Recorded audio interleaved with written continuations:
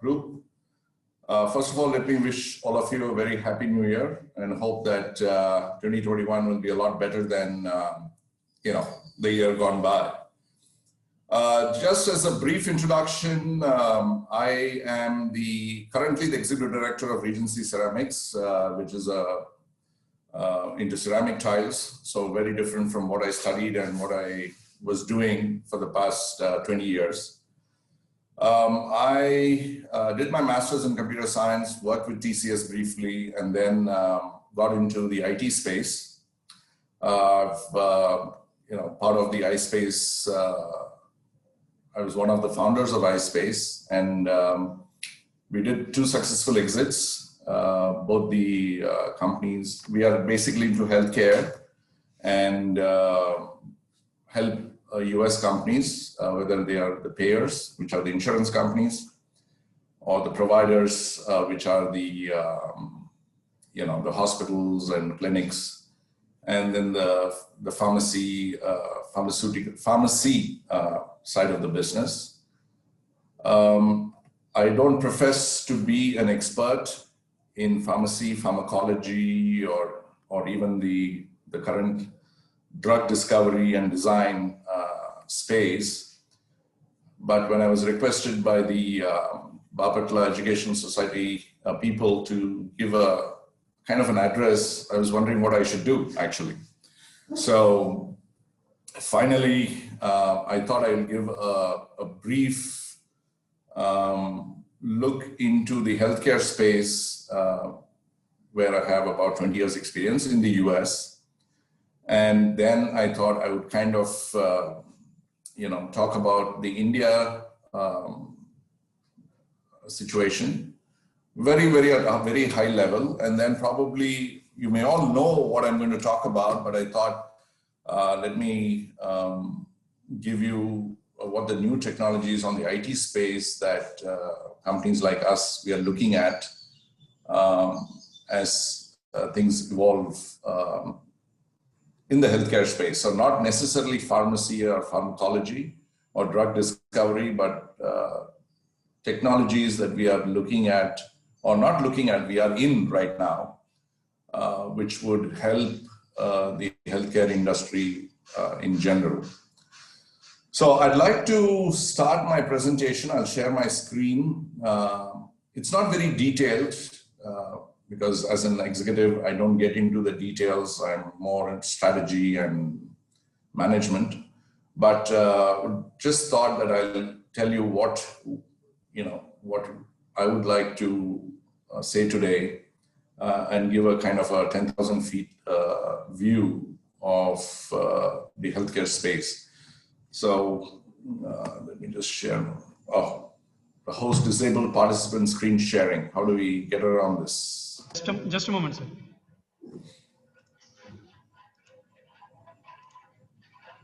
Yes, sir.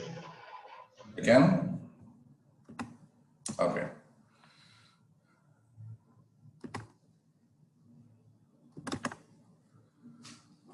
All right, I hope all of you can see the screen. Oops, my alarm just went off. Okay. I think all of you know that India is the pharma behemoth, and more so right now when the world is going through a pandemic. And I think India will play a major role in the the vaccine production and distribution space. So I just want to touch about where India stands in the healthcare sector, and then go on to looking at the drug space, what is ailing the industry and what is the positives in the pharma space, and then probably look at the technologies that companies like us are looking into to support the pharma.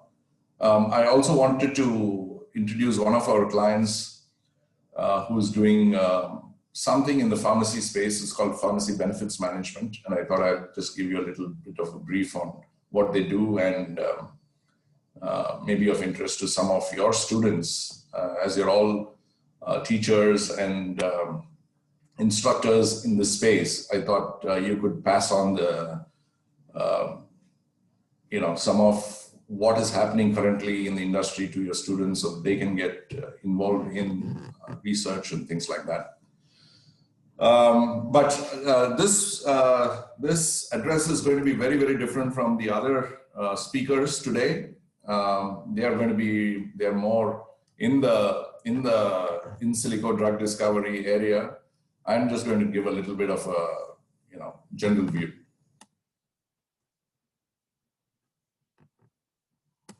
Ooh, what's happening?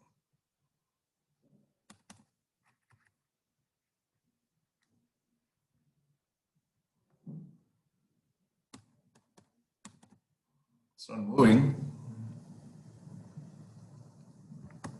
Hold on.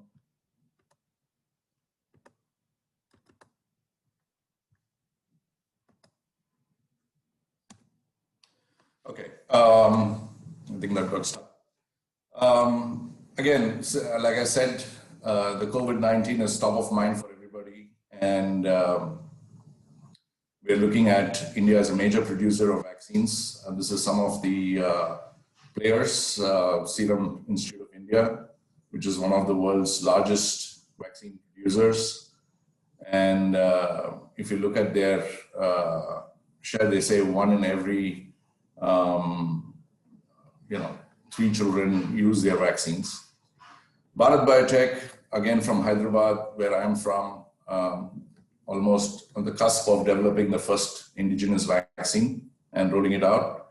So I think that India's place in the world pharma industry is undisputed, and it's in the top. If you can see one of the slides, they say India's 16 largest vaccine manufacturing sites. US has 36, and all of Europe has 16. So we are really way ahead in the vaccine production and distribution space. And the world is looking at us for the COVID-19 vaccine production and distribution. So if you look at the healthcare scenario in India currently, and some of the key indicators that when we talk about healthcare is the doctor to population ratio, about 1:2,500, which is pretty nice. Infant mortality is about 60 per 1,000 births, and it's falling rapidly. Life expectancy at birth has increased to about 60 years, thanks to the pharma industry and the healthcare industry in India. But again, on the flip side, you have increase in lifestyle diseases, diabetes, heart conditions, obesity, and I'm sure all of you know that we are hearing a lot of cancer-stricken population, and that ratio is very, very high, and a lot of advances required in the drug discovery for cancer, different types of cancer. And of course, the world is looking at India for medical support, and medical tourism is a big, big trend. When you go into a hospital now, I'm sure you see a lot of people from Africa, especially, and now we have translators who translate between the patients who come from overseas to the doctors. So, and health insurance. This is a space that we are very heavily involved, and health insurance is something that India has India is a big market for health insurance, and people are stepping into India as insurance providers. But if you look at what's ailing the Indian healthcare, the first and foremost is the access to healthcare. That's something that, especially in the rural areas and semi-urban areas, access to healthcare is a big area for concern. And if you do have access, then the quality of healthcare service delivery there is suspect. And we really need to look at that aspect also in a very important. And public sector spending is going down every year. So how do we bridge that gap between access and then quality? The third aspect of it is affordability, where the cost of healthcare, is becoming higher and higher. Although you may have insurance, but then when you have insurance, whether the cost of what is your out of pocket, that is, what do you pay other than the insurance cost? That's a big aspect in India, especially in the Western countries. If you take UK, healthcare is, and some of Europe, the cost of healthcare is almost negligible for the citizens. If you take the US, you see that the copay, which is what you pay from your pocket, is much less than, or much smaller percentage than what we pay here in India. A big aspect is accountability. It is coming, accountability. A lot of people are understanding, but accountability is a long ways to go. Both accountability in terms of cost and accountability in the terms of quality. So both are something that is ailing the Indian healthcare industry. And the last one, which is where all of you come in, is the SFFC drugs or NSQ, or not standard quality drugs, which is very much prevalent in India. The European community declared, or the European Commission declared, that India contributes to 75% of global cases of SFFC drugs, which is, for me, when I saw that, metric, I thought that was, which I didn't know before, because I was going to make this presentation. I was doing some research, and I found that the European Commission feels that 75% of global cases comes from India. And in 2018, our own drug control authority identified 4.5% of all generic drugs to be substandard. So again, how do we control this? Recent articles have said that it is important that this is controlled. From the IT space, when we look at it, we think, hey, e-pharmacies are the way to go, because then the e-pharmacies can be made responsible to ensure that spurious drugs don't get delivered and don't get into the market. But then I think the Pharmacists Association is against e-pharmacies right now. Not against e-pharmacies, but they're saying that there needs to be stringent rules to govern e-pharmacies. And in fact, I just read a news article yesterday that the Pharmacy Association wants to stop Ratan Tata and Chandrasekhar from the Tata Group from investing in e-pharmacies. So this is something that I think, as part of the pharmacy fraternity, you guys should look into how do we bring this statistics down and ensure that NSQ drugs or SFFC drugs do not come into the marketplace, because there's a big cost both to life as well as to the healthcare costs that will come due to consuming these drugs. Some of the metrics, if you look at India, if you look at other countries, the Western countries or US, the drugs are very expensive, but then they're covered by the insurance plans. So even the pharmacy prescriptions, the prescriptions are covered under the plans, insurance plans. So you do have drugs that are cheaper. I mean, you do have payment for drugs, but in India, drugs are definitely cheaper. We have an elaborate price control mechanism on drugs, and there is a large variation between generic and branded drugs in terms of pricing. And the Jan Aushadhi program of the central government to push generic drugs is laudable in that sense, but again, to ensure that we don't get NSQ drugs through Jan Aushadhi is something that we need to ensure.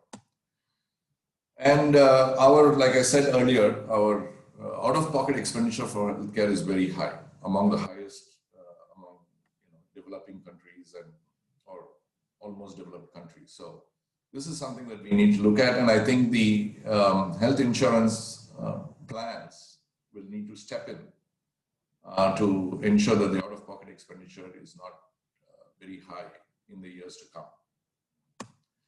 And if you look at the global metrics on drug prices, just as an aside, India has the lowest prices for bacterial infection and arthritis medicines. So also apparently transplant rejection prevention drugs.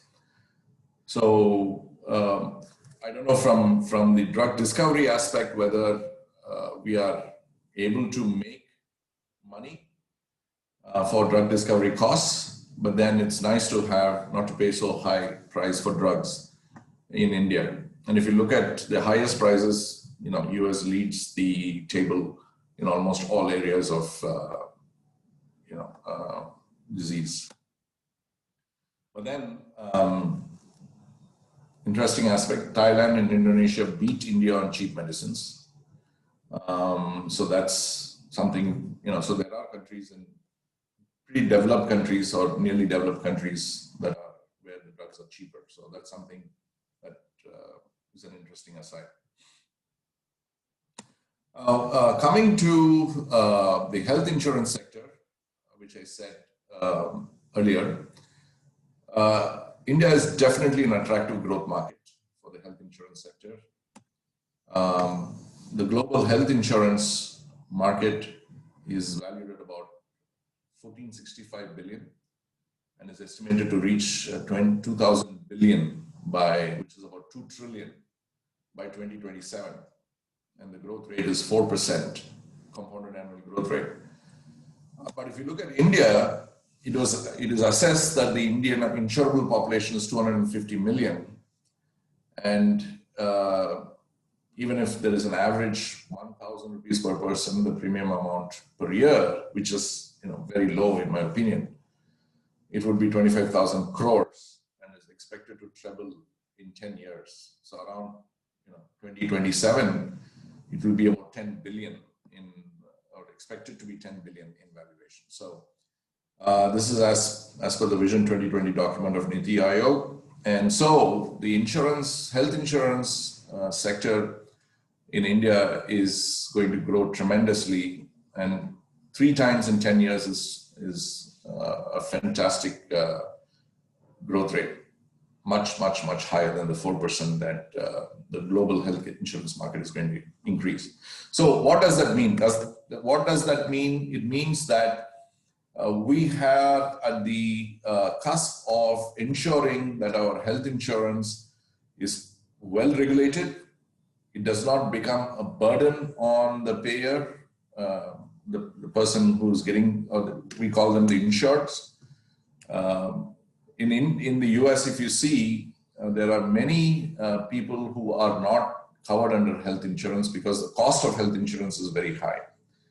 And that's what Obama did when he brought in the Affordable Care Act when he was president, so that a lot of people will get covered. Of course, there is a flip side to it. Then who pays for the coverage for these people who do not get covered? So it is the rich and the well off, and so then the rich and the well off are saying, why should we cover? So there's a big argument there as to why we should pay for health insurance for people who cannot afford health insurance. So what I'm saying is that India is at the cusp of ensuring that the health insurance market is regulated well, and we need people from the teaching fraternity as well and from the pharmacy industry to be involved in this, so that not only is the premiums kept reasonable and affordable, but more people are covered by the health insurance, and the what should I say, the inefficiencies of the health insurance in developed countries can be well regulated, and the inefficiencies are removed so that we can get an efficient healthcare system in our country.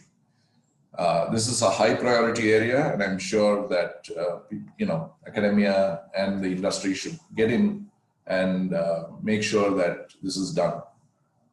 One of the health insurance area that we need to get support is the drug costs. Very few healthcare plans in India support drug costs. Although drugs are cheaper, but some of the drugs for whether it's for cancer or heart disease, they are very expensive. Case in point is the price control on stents that the government of India brought in. And that, has led to some of the good stents being withdrawn from the market because they were not getting paid the remunerative price according to them. And so it's very difficult for, for people suffering from cardiac problems to get these stents, good stents. So which is good, what is not good is something again debatable, but what I'm saying is that these are the kinds of areas that we need to look into and make sure that people who can afford them should not be denied, and people who cannot afford should get access to good quality,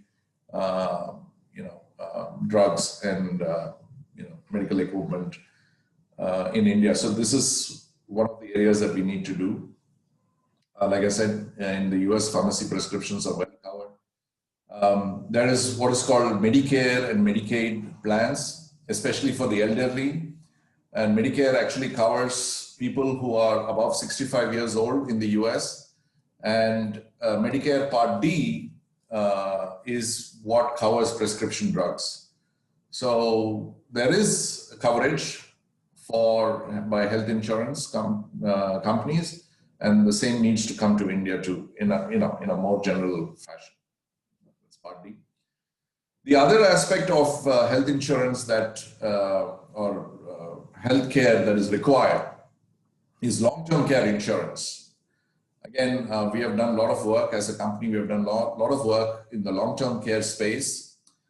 Long-term care is people who need a prolonged, healthcare support, either due to age or due to disability or due to some accident, where you need a person to come in to your home and provide you care, whether it is, providing injections or doing dialysis or whatever it may be. So it's long-term care. And this is an area that is not present in India. Long-term care insurance is not offered in India. And this is another area that we need to ensure that it gets covered. So healthcare, as we grow as a country, as we age as a country, these kind of plans needs to be brought in, and we need to look at areas for areas of opportunity to provide these kind of insurance. Like I said, one of the companies that we work with is a company called PMSI, which is one of the leading pharmacy benefits management company in the US. This is a interesting area. It's a niche area, but an interesting area for where a pharmacy benefit manager provides convenient, comprehensive pharmacy programs and pharmacy and drugs to covered individuals on behalf of employers, insurance carriers, and third-party administrators. So what he does is he, through his power, because of so many people are covered by him, he brings a network of retail and mail order pharmacies and secures big discounts on drug prices and process and pays prescription of drug claims. So he is like the aggregator of people who require pharmacy, pills and drugs, and then he becomes the liaison between them and the drug manufacturers and the pharmacies. so that he can provide lower cost pharmaceutical benefits to the people. Again, there's a lot of debate whether the real beneficiary is the patient or is it the pharmacy benefit manager himself, because through his buying power, he consolidates, but then does not pass on all the benefits to the end user. So that is something that, again, laws need to be brought in. So more than 100 pharmacy benefit managers in the US, companies, I mean, when I say PBMs, they are companies. And the profiteering, so the big issue is profiteering by PBMs are a big contributor to the soaring drug costs in the US.